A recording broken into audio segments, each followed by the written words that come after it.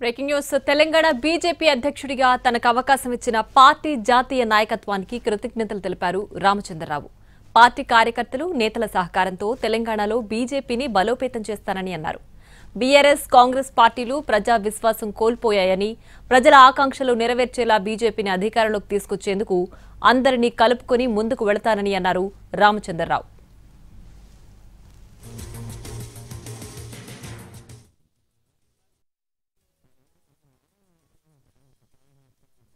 జాతీయ అధిష్టానం నాకు తెలంగాణ రాష్ట్ర అధ్యక్షుడిగా అవకాశం ఇవ్వటం పట్ల నేను వారికి శీర్ష వహించి ధన్యవాదాలు చెప్తున్నాను.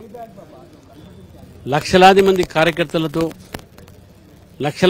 కార్యకర్తలతో పాటు అనేక మంది ప్రజాప్రతినిధులు గెలిచిన వాళ్ళు భారతీయ జనతా పార్టీలో తెలంగాణలో ఉన్నారు. వారందరి యొక్క సహకారంతో, వారి యొక్క సమగ్ర నాయకత్వంతో భారతీయ జనతా పార్టీ రాబోయే రోజుల్లో తెలంగాణ ప్రజల ఒక ఆకాంక్ష మేరకై, ఎందుకంటే తెలంగాణ ప్రజలు బీజేపీని కోరుతా ఉన్నారు. ఇటు బీఆర్ఎస్ని చూశారు, కాంగ్రెస్ని చూశారు.